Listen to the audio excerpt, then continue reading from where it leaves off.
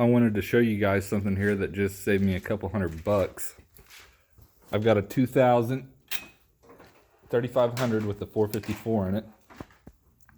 And I had a fuel pressure leak somewhere. At first, I thought it was the fuel pressure regulator, and it was bad, but after I got the intake off, I saw that certain cylinders were washed out.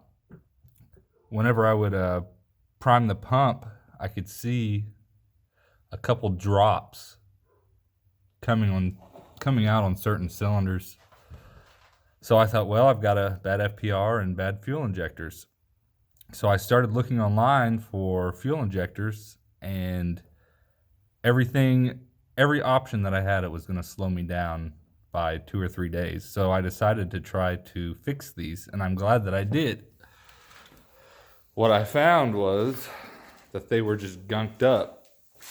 I've set up a little pressure test rig here to run B12 through. And what I found was they were getting gunked up, and whenever they would initially get hit with pressure, they would leak just a couple drops and then stop. So I found that after I've run a couple cycles of this Berryman's through it, that it has stopped that completely. So these were actually good injectors. They were just gummed up. Let me show you how I've got this set up. So I've just got my air chuck right here. And what I'm doing is I'm filling the hose through here by putting that guy on the top. Then I fill it up, and then I massage this fuel hose here until all the bubbles are worked out. I've already filled this one up.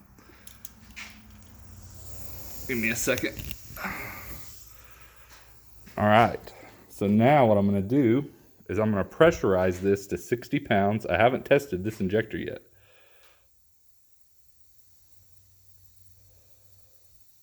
I'm gonna run it up to 60. And I'm going to, oh, yep, this one, see that drop right there? That just come from this injector. See? So this one is leaking just initially. See, now it's done. Just initially when you first hit 60 pounds. See, we're still at 60. So what I'm gonna do,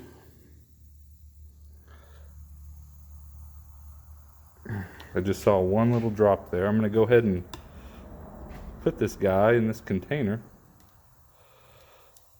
I'm gonna run around through it. Now I've got a pigtail here. You can use just roach clips if you want. I'm gonna hook this guy up, and you'll want to use a 9-volt battery to do this.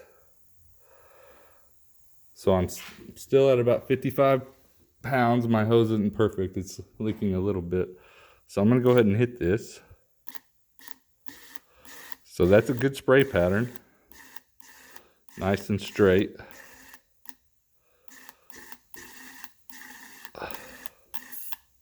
And that's it. Now when you do it, you might want to use a bigger hose. The hose acts like your tank to hold the fluid, and the bigger diameter, the more fluid you can run through it. But see, that should be enough to clear that leak. And if you ever run into this problem, do what I did and make yourself a little testing station and see if you can save yourself a couple $100 and a lot of time. I just wanted to add one more thing. This is one of the injectors that was leaking. I went ahead and let it sit in a bowl of that B12 for about 30 minutes. And when I hooked it back up, it's been sitting at about 60 pounds, 60 PSI for about 10 minutes now, and it's not leaking. Letting them sit in the bowl seemed to have helped a little bit more than just running the stuff through them. I would do both, but if you do pull your injectors, I would go ahead and let them all sit. That seems to have corrected any gumming problem I had on all these injectors. They seem to all be working well now. Also, be sure to wear your safety glasses.